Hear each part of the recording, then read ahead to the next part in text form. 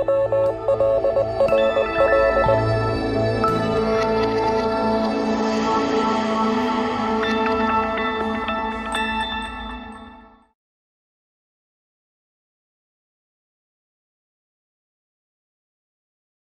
for you.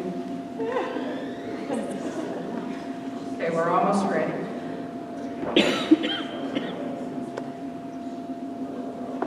Thank you, Dr. Milazzo. Hey, thank you very much, and very good morning. I'm sorry, I have an ancient netbook that I use for my presentations, and I think that was that's what the thing I was holding up.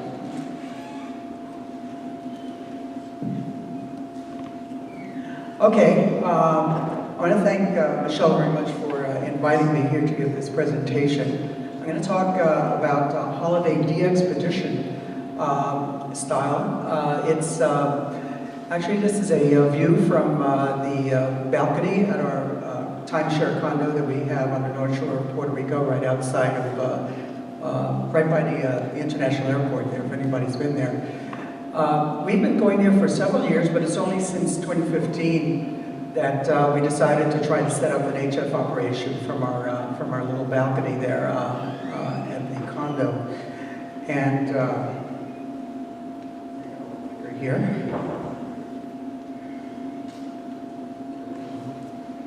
There we go. This is an interesting picture that I found just to show some changes in the expectations of YL since 1972. This was a beer advertisement that I found on the internet for Schlitz, and it shows what was expected of YLs, I guess, back in those days, that the guy would be very happy operating his station there, and the YL very complacently bringing in his beer. And one of our members, Amy, AG7GP, saw this when I posted it on Facebook, and this is her response. It is becoming routine. My OM comes in sign language. Since my headphones are on, ice cream, times are changing. So, a little bit of role reversal there. When you think of DXPeditions, you know, you think of these type of events like the one to Baker Island, where these groups of people that put these things together, they get grants from DX foundations for hundreds of thousands of dollars, and people sending in their donations so that they can activate an island like this, and they have to charter a very expensive boat to get to these remote locations. And some of them are, like the Bouvet was canceled this year also because of very dangerous weather. And some of us may be a little bit discouraged from undertaking a DXPedition because you expect that it's going to be something like this. It's going to take away months of your lifetime and a major expense. But it's really easy to combine a vacation with a DXPedition if you go to any location that's a little bit removed. Puerto Rico, by the way, is outlined over here on the map. It's the smallest of the Greater Antilles Islands, and it's here in the Caribbean. There's Cuba, there's the island of Hispaniola with Haiti and Dominican Republic, and there's Puerto Rico. Just to the east of Puerto Rico, it's really hard to see here, there are some small islands which are also a U.S. territory, which are U.S. Virgin Islands. And one of the benefits of going to Puerto Rico, you don't need any kind of passport or visa to go there. It's a U.S. territory, they use U.S. currency. So it really simplifies operating because you don't need an extra license because your United States license is valid there as well. And what makes Puerto Rico a DX country? Well, it is a DXCC entity in itself. It's not one of the most difficult ones to get. It's not one of the most searched for DX countries, but there is just taking a look at the numbers from the United States, where we have 0.23% of our total population are hams.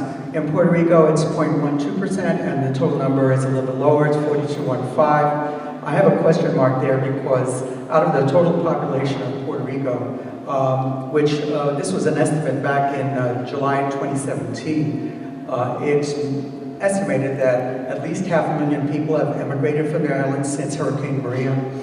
and some people have estimated even up to 1 million. So if you're talking about maybe 1/3 of the population has emigrated because of the impact of Hurricane Maria. We don't know if that's permanent. Some of those people may be eventually returning, but the situation there is not as grave as we think right now. They're 85% recovered pretty much from the damage that's been done, and we can talk a little bit more about that in a moment here. So the areas that we go in, which are the tourist areas, where the hotels are, they're all functioning 100%, and they're looking for people to return because it's a really good place to go. What's the benefits of holiday-style DXPedition? You can bring a station that fits in your suitcase, combines your hobby and your vacation time, little or no additional expense to your normal vacation expenses. There's ease of travel to your destination because you don't have to charter some boat that's going to the Antarctic or anything like that. You can have a comfortable operating position. You're not going to be on a rock with hurricane winds blowing through and all that sort of thing. You'll be in air conditioned, very comfortable. Usually operation as time permits. There's plenty of hospitality. One of the things you find with amateur radio is you're part of a family. Once you have that license, you are part of a worldwide family, and hams all over the world will welcome you and give you VIP treatment. And of course, you have increased QSO opportunities compared to a home QTH here in the continental United States. What are some of the cons? You're transporting delicate equipment, so you have to be careful.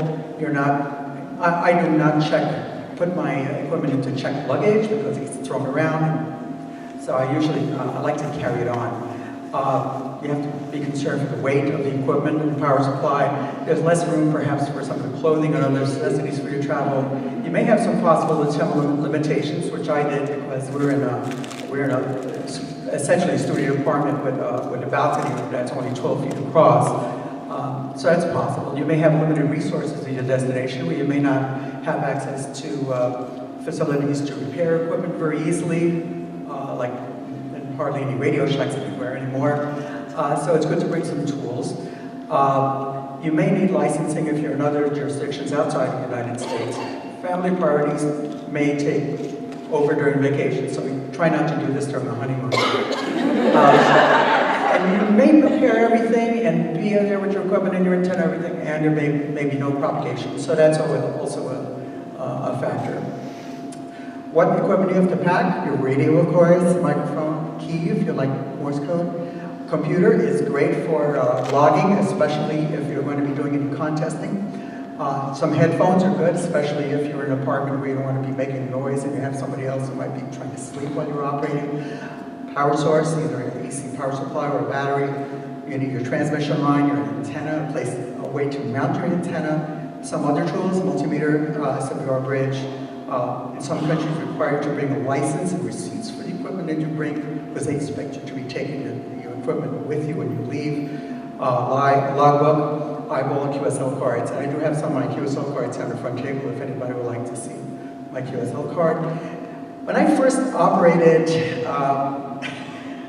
in Puerto Rico, I brought my HW101 and the power supply.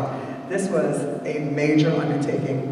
The radio itself was 20 pounds, the power supply was another 20 pounds, and all this stuff weighed about 60 pounds total. It was a major undertaking. I had it all packed in a big suitcase. There was no way I could carry it on, so I put it into checked luggage, and I was crossing my fingers, hoping that the tubes didn't fall out of the radio and be broken all over the place. Unfortunately, it did work back then. That was back in '74.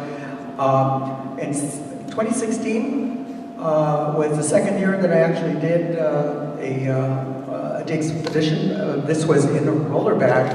I fit my KX3 in there, a little Pro Audio AC supply, a little iambic paddle, a little headset. This is a cheap $9 headset I got from Pride Electronics. It's a computer gaming headset, works great with KX3. I brought a buddy stick antenna that was comparing with a magnetic loop antenna, which is a chameleon CHAF loop, and coaxial cable, multimeter, and netbook, and the entire station was under 10 pounds. And I was able to actually carry this and put it in an overhead bin, which I felt very happy about. This year, which was just last month, I decided, because the way the sunspots are going, it's really hard to get through with QRP just using a barefoot KX3. We got the amplifier, which is a KXPA100, it's a 100 watt amplifier. And just to show you that the whole thing does fit in, this is the same roller bag. Of course, I just wrapped all of the equipment in bubble wrap to give a little bit extra cushioning when I did carry it on board. And the total station weight with the amplifier was 15 pounds. And this was a net book. I brought this little one I have up here. I designed a special QSL card. And my call sign, by the way, KP4MD. The KP4 is the prefix that's reserved for the island of Puerto Rico, by the way. I've had this call since 1977 because I did reside in Puerto Rico from 76 up until 87. And I've moved a couple times since then, but I've held it. But if you look in QRZ, it shows KP4MD as being in California, is my current location. So in order to indicate that I was not in my home location, I put the slant P on the QSL card. And this was a picture of me at my operating position there, and a picture of the buddy stick antenna on the balcony.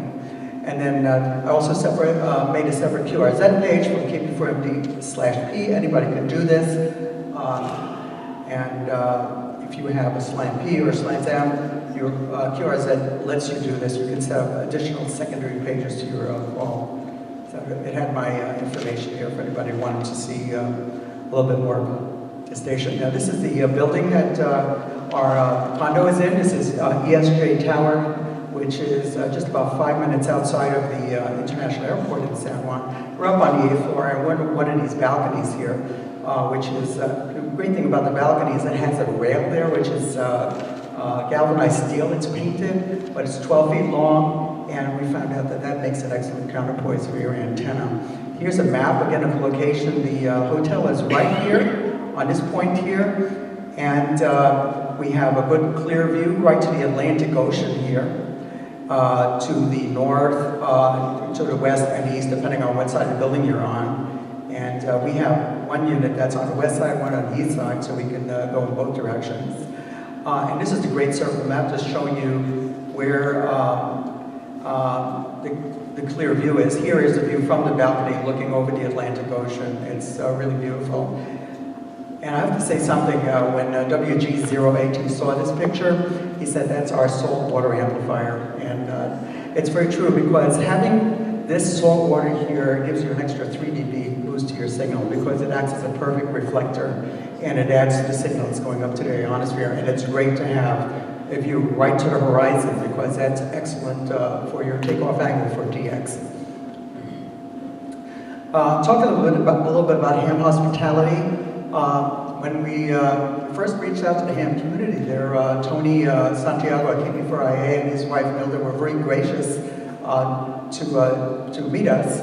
We just looked up on Facebook, said we're heading over to Puerto Rico, and we'd like to see maybe if anybody wants to show around over there. And he, at that time, was one of the chief engineers at Channel 4, which is one of the major television channels over there, WAPA, and he took us over to their control room, and he had us pose there at the controls of the TV station there, as Roger and myself back in 2014. On a subsequent visit, we met with Renee, NP3O, who was the Puerto Rico section manager, and we met him for lunch over there. He was very gracious to take us out there. That same year, we did a little hop from San Juan. We went over to St. Thomas in the U.S. Virgin Islands. They have these little planes. You can go over there just about 30 minutes or 35 minutes from San Juan over to St. Thomas. And the St. Thomas Amateur Radio Club has a lunch every Tuesday over at the Hook and Sinker restaurant that's right on the harbor there. And we very, very kindly met with them, and they told us everything what was going on in St. Thomas and the Virgin Islands. One of the gentlemen over there brought us up to this restaurant that's on top of a hill that overlooks the harbor. This is Paradise Point. And, I took this picture with my cell phone, just looking down at the harbor. It's it looks like a picture postcard, doesn't it? They're very hospitable over there. And there I am with my little pina colada. And there's Roger, he was looking at the menu as well. The next year, we went over, this was last year, We met with Oscar Resto, KP4RF, and Otis Vicens, NP4G. That's the section manager, assistant section manager for the YLRL for Puerto Rico. And they took us to this beautiful hacienda restaurant that's in the mountains. It's on a coffee plantation in Puerto Rico, and we had dinner over there. Unfortunately, this is one of the areas that was really hit really bad with, by Hurricane Maria. So we had we had no inkling of the disaster that was going to befall the island just 2 months after this meeting, and the important role that they had to play at that time.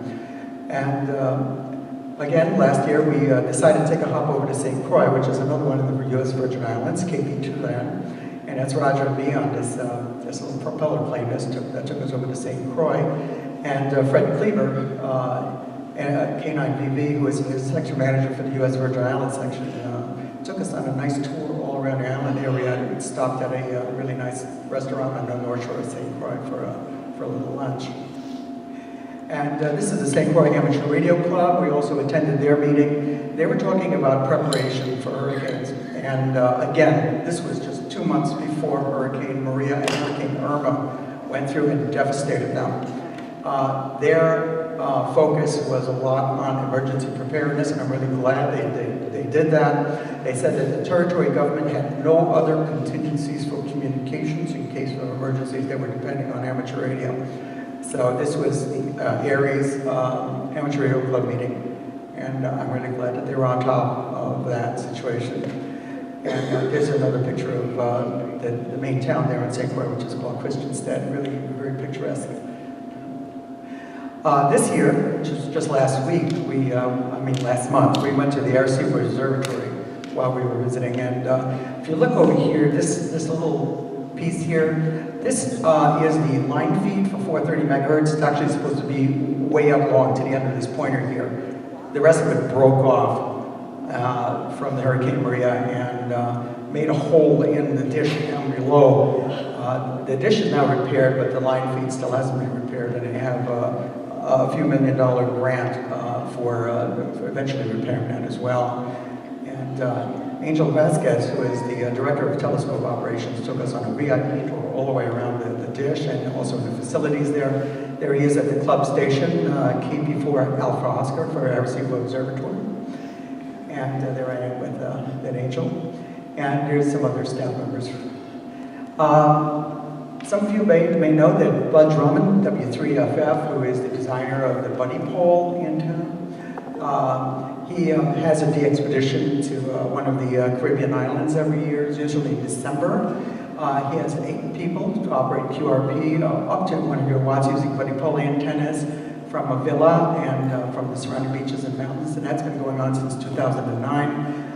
It's a very select group of people he invites to go with him. He invited me, but unfortunately I couldn't go that time, and the cost is about $1,200 per person. Well, I decided to do a little plagiarism here, and since my first operation from the balcony there was using a magnetic loop antenna, I decided to start my own little Caribbean movies, and I thought that was kind of cute. Anyway, the loop antenna was one of the first things that I used on the balcony because it's small and it's easy to pack. I particularly used the CHAF loop. These loop antennas are kind of pricey, aren't they? $399, especially since they can only handle about 15 watts or 20 watts or so without exceeding the voltage breakdown of the tuning capacitor in there. And they work pretty well on like 20 meters, maybe 15 meters, but as you go lower in frequency, the efficiency really suffers a lot. And that was a problem for me because with the way the sunspot cycle is going right now, you need to depend more on 40 meters really to get out. So this antenna we found out was, I did a comparison between the loop antenna and the buddy stick. So we made a little, one of our friends here in my local radio club made this little mounting bracket for me so I could put the magnetic loop on the rail. And you notice I have this plastic bag around the tuning box, and there's good reason for that because you get some heavy rain, and then this thing is not waterproof. And this is an example of the heavy rain you get. This is a tropical wave. You get these like every 4 or 5 days down in the tropics, where from the east you get this wave of torrential rain that comes through, and it lasts for about 20 minutes and then it clears up. So that's something you need to do. You need to waterproof your antenna. Then the other alternative was using a buddy pole or buddy stick. The buddy pole was not really a good option for my particular position, because to use a buddy pole, you need to have the buddy pole itself separated from any kind of reflecting surface at least 15 or 20 feet. And that means I would have to have a mast going out 50 or 20 feet from the rail, and then have the buddy pole out there, and I have to pull the whole thing back in when I wanted to change bands, because I have to change the taps on the coils. So we decided to go with the buddy stick, which is only half of dipole, and use the rail as the counterpoise, and it turned out to work very well. The antenna mount that I used was this one. It's the Workman QRCS3. It's also called the JAWS antenna mount. This only costs about $25, and it worked very well on my setup, because here's the balcony rail. It's a galvanized steel. It turns out to be at ground potential. Really, it's at 0 ohms ground potential. And I found out the reason they are, and these kind of buildings down here, is for lightning protection. Everything has to be grounded very well. And it is painted, so since we didn't have an actual physical connection there, what I did was wrap a few turns of aluminum foil to create capacity coupling, and it worked excellently well. I was able to get really good coupling here to the counterpoise. And this particular mount also swivels, so you can swivel the thing down 90 degrees. It's up against the rail there, so it becomes unobtrusive. If you're not operating, you don't want to disturb your neighbors. If you leave it up too long in the daytime, people think you're trying to fish off of your balcony. And one of the good things about the buddy stick, or the buddy poles, is that you can get these little taps, and you can set where this wander lead needs to be attached. So you can do really quick band changes just by changing the taps that way if you want to change one band to another. So it's a simple matter of just swinging the whip down and then changing the tap and putting it back up. You're on another band. And here's a view from the east balcony.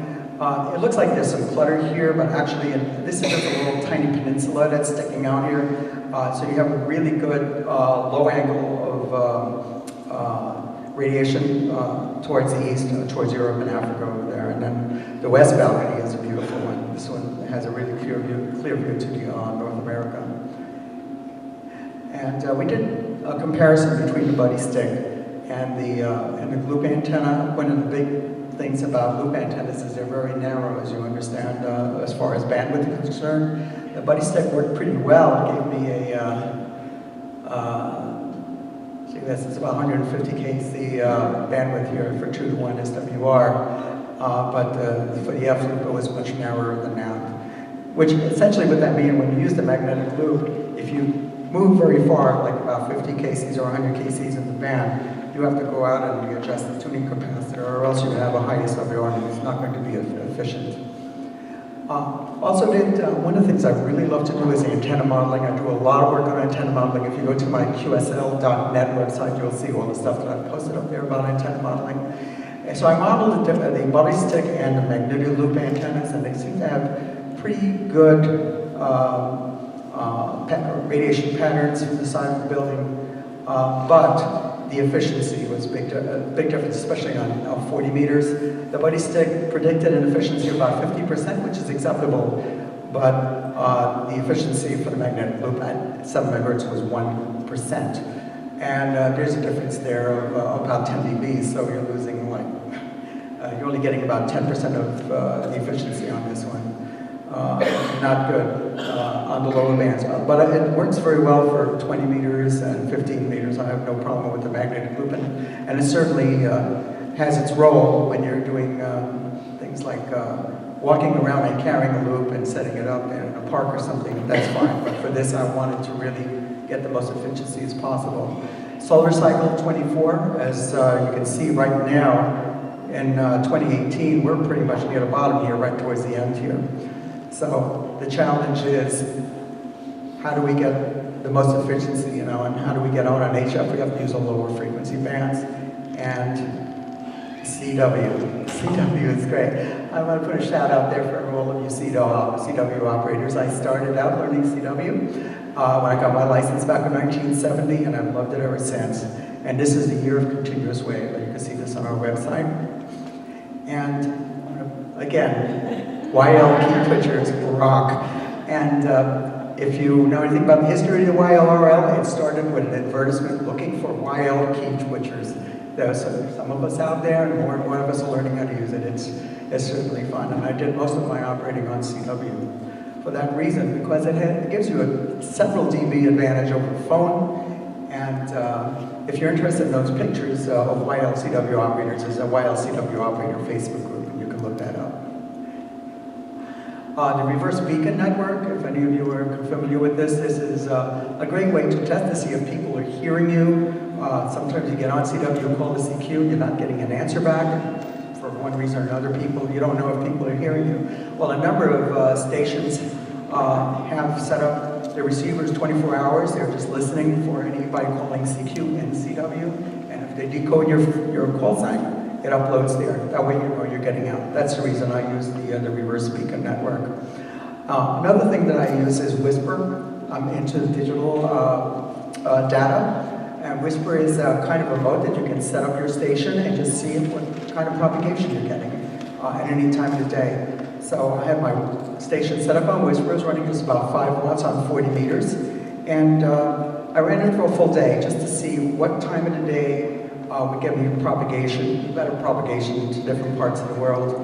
And I did this in preparation for a contest that we were operating. We were going to operate the IRA UHF contest, and I decided to do that at first just to see how many people would hear me with this QRP radio. So this was my operating position back in 2016. It's this same netbook that I have here, and the KX3, and this was just a little antenna switch box that I made in an Altoid scan to switch between the magnetic loop and the buddy pole. And there I am sitting at the desk. I think I have this is a little video, but it's...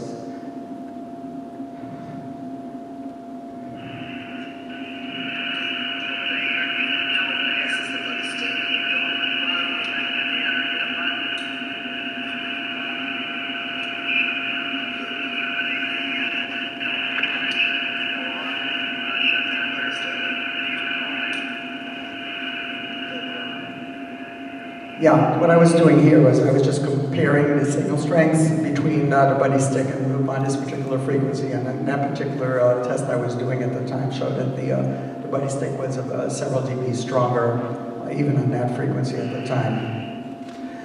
So these are just some summaries of the results that I got. The first time I operated the HF, by the way, anybody have the time for me? 10:58. Oh, plenty of time. Okay, well, I'm going a little faster than I expected here. This was a summary of my first year that I operated. I was using just the magnetic loop. I didn't have the buddy stick. And just the QRP radio. And I tried to do a lot of operating. It was really a bit of a struggle using just the magnetic loop off the balcony. Made a total of contacts of 19 in 7 different countries, and we're in 7 different states, and I thought this was a big deal. And the greatest distance we made was with a station in Hungary. It was 8,150 kilometers. The next year, we brought the buddy stick, and we had an increase in our number of contacts. We had 115 contacts in 24 DX entities. And I was using CW, a little bit of JT65, and a little bit of single sideband.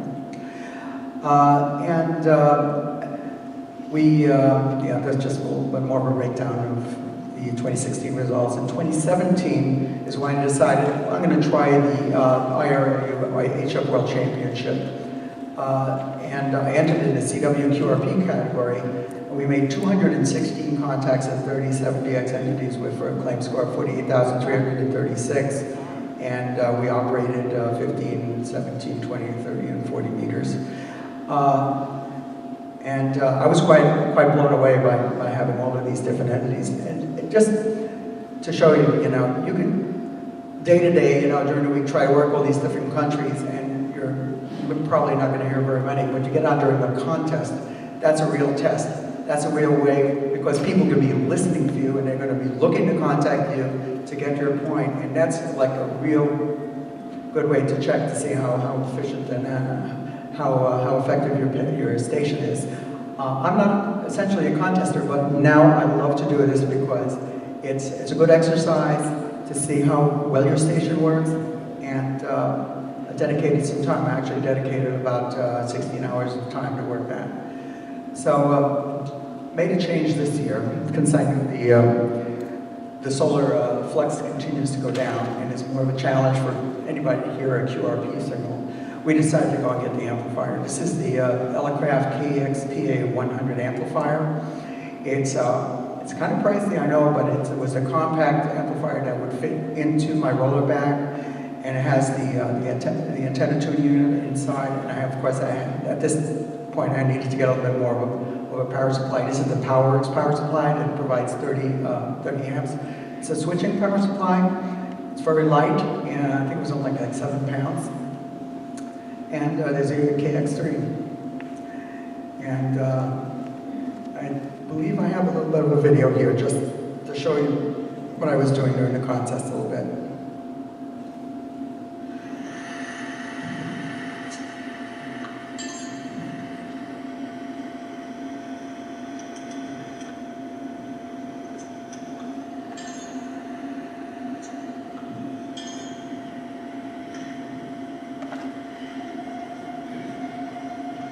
That's the N3FJP logging program.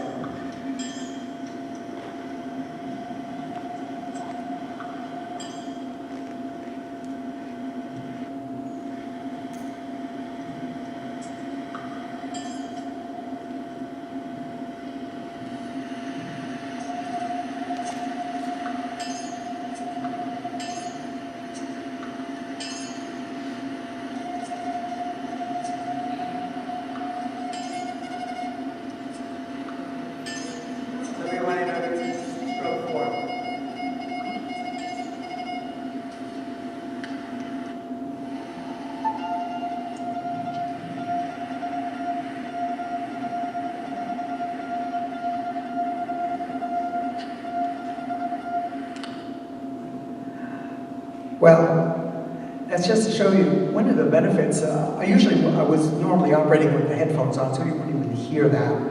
And the other noise that you heard in the background was Roger. He was playing Mahjong on his tablet. So he could do that. I would not disturb him if I had my headphones on, or I could actually be operating while he was sound asleep and he wouldn't hear a thing. Same with your vocal cords. And you have several dBs of advantage over voice by operating on CW. The decoder in the KX3 is pretty good. It's not 100% reliable, but sometimes, depending on the setting of the other station, it may not decode well. Also, because of conditions, if they're marginal, there may not be enough CW signals to be decoded there. But it's helpful in case you think you missed the letter. You can look up there, and it helps you to make sure you have the right call sign that you're decoding. And yeah, it does have CW memories in there. So that, just push a couple of buttons, you can send out a CQ without having the fatigue of doing this for 16 or 18 hours over and over on the paddle there. But many times I did use the paddle when it was necessary. This is the log screen at the end of the contest.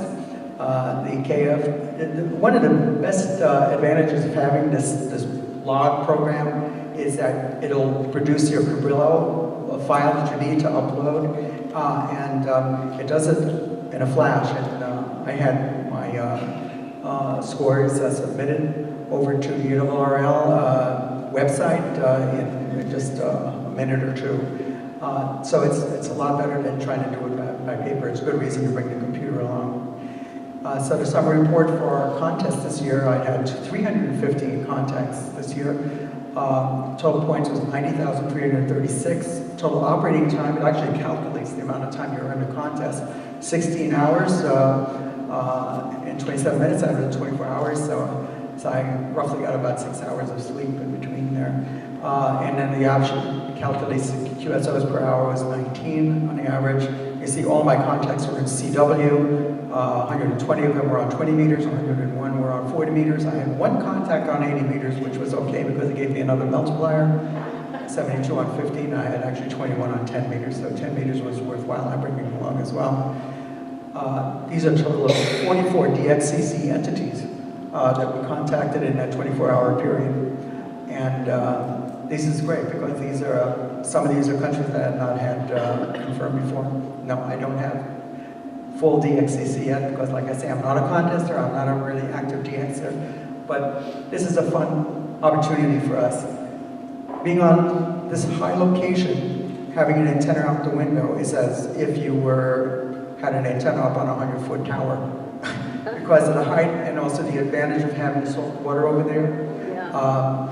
My home QTH, Roger and I live in a mobile home, and we have antenna restrictions, so we can't have this kind of propagation from our home QTH. So it's a taste of some real GX. In all, I did some operating during this time from the 1st to the 17th of July, mostly on CW, so a little bit of FT8. I got on single sideband just to talk to some of the local nets, and I did a little bit of whisper operating, and there's a total summary of our operation in 2016. You'd like to see QSL cards? These are a few of the QSL cards.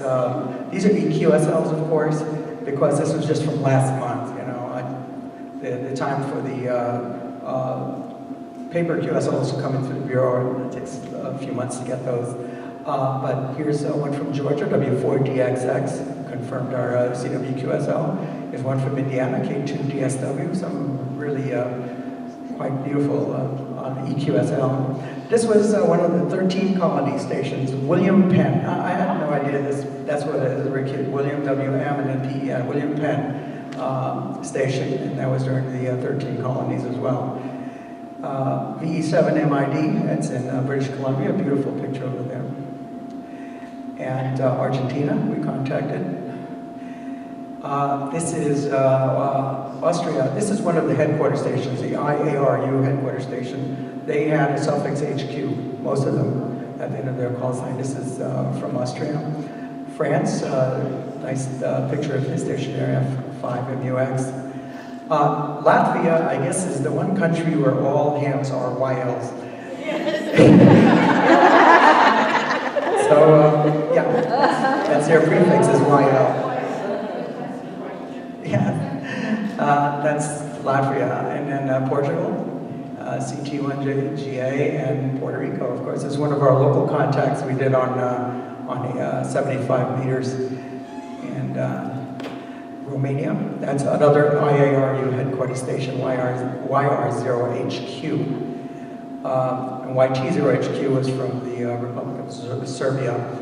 So these are just a smattering of some of the QSL cards. I didn't want to fill the presentation with all those QSL cards. Well, here's some of the links for people who are interested in getting some more information. My QSL.net website is there. It's QSL.net/KP4MD. My QRZ.com.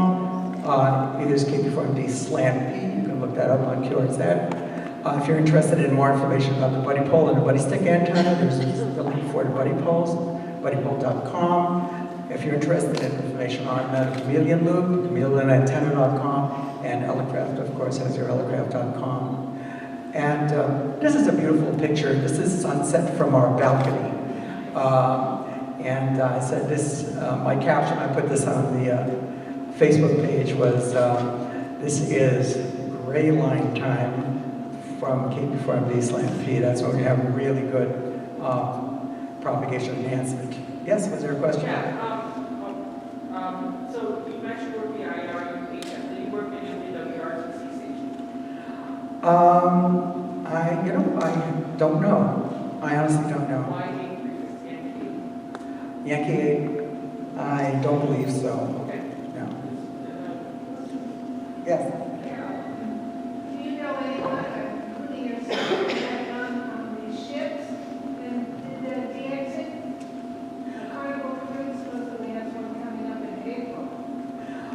yes, I actually have talked to some of those people. It's been a while, but of course you have to get clearance from the ship's crew, the captain, to be able to operate as a station off the ship. But that's, yes, maritime. We'll be able to give you that from international waters. That I'm sure would be a wonderful type of excursion as well. Yes. Yes. This is not a ham radio comment, but a comment in general about the gorgeous USO card. It kind of looks like a fishing tool. Yes, it looks like a fishing pole. A lot more than I talk on the radio. I wish that were mine. Beautiful picture. Yeah. I wonder, are you eligible for DXCC from Puerto Rico as well as from your house? Because you have the /P? I don't believe that you can combine Not combine, countries separate. from different Separate. locations. Maria, did you say something? Yeah, so basically the rules are that it has to be in the same DXCC entity. Now, Puerto Rico is a separate DXCC entity. Right, so can she get two? Yes. If she does her DXCC in Puerto Rico, she can do it again in the mainland United States. Yes. Regardless of the fact that Puerto Rico is So part of two. the United States. Yeah, okay. Two separate ones. Right. Two separate ones. Thank you. You can do it for any country that you go to with any of your own call signs. You can get it more than once if it's separate. Right. But for the local US, you have to be At your house? within 50 miles. Right. No, not for DXCC. Not the DXCC is Or within the all same states entity. is- Same Work all entity, states is 50 But, miles. yeah, and in both cases, you can get them multiply depending on your call signs. Right, so if I go, like, for instance, I go to Australia often, so I could get it with my call sign /VK Yes, Right. and get it there yes. as well as the States. If you're following all the same rules. Yeah. otherwise. Okay, so it's the same thing with her. Okay, gotcha. So to qualify just for DXCC, you have to do it all from one DXCC entity. Right. When you're in a separate DXCC entity, that'll count from zero Yeah. separately. That's the important thing. I can't combine what I did in Puerto Rico, No. what I do here in the United States towards one DXCC. No. So did you put all this on Logbook of the World? I'm sorry? So do you upload to Logbook of the World? Yes, I do upload to Logbook of the World. I don't do it very, very often. I usually after I do these activities, I might do it within about a month or so everything gets uploaded. I do my logging with Ham Radio Deluxe, and the Ham Radio Deluxe automatically uploads to EQSL and also to hrdlog.net, and I can export a file, an ADIF file, which I do to Logbook of the World, so it eventually gets up there. And maybe not as fast as some people would like, but like I say, I'm not a very active DXer. To be honest with you, I might send a pack of QSL cards to the Bureau maybe once every year and a half or so. And that's about as many times as I receive a pack from the QSL Bureau. People still use the Bureau. Yeah, I get a lot. Most of my cards I get through the Bureau from Japanese hands. And I think that they're, for some reason, they're very into paper QSL cards because of their awards. They require those. Yeah, and they have some of the most beautiful QSL cards. There's some original artwork on those, and photography is beautiful on Japanese QSL cards. By the way, my QSL cards I put together with Microsoft Paint, in case you're wondering, and I sent them to Vistaprint, and they did a wonderful job. And I have several of them, several copies over here. If anybody would like to see an example, or take one, actually, I have several. It's my home QTH. The picture on my home QTH card actually appeared in the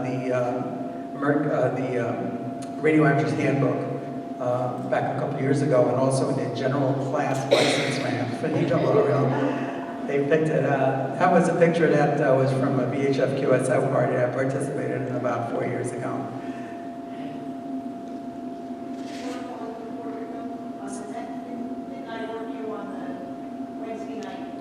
Yes, thank you very much. And Manos, I did check into the YLRL net on it was on Wednesday.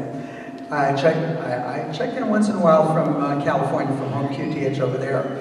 And back there, I just use a loop skywire antenna. Like I said, we're in a mobile home. I don't have a beam antenna, but I have a low-profile antenna. It's a loop skywire for 40 meters. It works like gangbusters on 20 meters. Gives a really good low angle of radiation. I'm really satisfied. It's one of my best multiband HF antennas. Just 140 feet of wire, and it's in a square, 35 feet on the side. I have it up on thin fiberglass poles. So it's low profile, it's not easy to see, and it did the job. And then I was able to check in also to Anne back in Massachusetts from Puerto Rico using this little fishing pole on the balcony. It works well. Any other, yes, another question back there. What program are you using for your antenna testing? The program I'm using for? Your antenna testing? Are you Oh, using for the antenna modeling? Yeah. Are Yes, the antenna modeling program I like to use is 4NEC2. That's 4NEC2. I know a lot of people use EasyNEC, and there's a lot of models out there for EasyNEC, but I really like 4NEC2. It's a free freeware program you can download. Just Google 4NEC2, and it gives really great three-dimensional renderings of radiation patterns and calculations of antenna efficiency. So I've done a lot of work with that, and I have a lot of models posted on my QSL.net website based on 4NEC2. Yes? It's been proven that NEC2 is not as accurate. You might try Hobbies or some of the other programs that are coming out. Well, NEC2, there's a NEC4, which is a lot more accurate in certain situations, but of course that you have to pay for that program. Yeah. But NEC2 is in the public domain, and it's quite appropriate for amateur applications in our uses. Are there any other questions or comments? Yes? You were saying you use Whisper for propagation. Now, is there something, for those of us who don't do Whisper, is there something else that we can use to determine propagation for the area? Other things than Whisper for propagation? To determine the propagation. To determine propagation in real time, well, you have PSK Reporter. That's a website, pskreporter.info. You can go there and you can see if you operate PSK 31 or FT8 or JT65, those contacts are plotted on a map over there too. So you can also get some information on propagation as well. And of course, you can look at the DX clusters. Yes. Yeah, also there are the NCDXF beacons on the beacon frequencies. You can listen, and on the higher bands, like 10 meters and 6 meters, they're more localized beacons that'll tell you, they say they call sign grid squares. Okay. Yeah, the CW beacons are a good reason for you to brush up on your Morse code.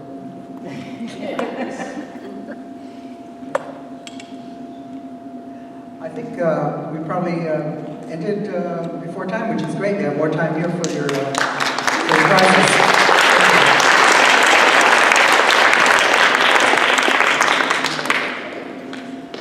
We're going to do the wire dance here. What I'd like to do is, let's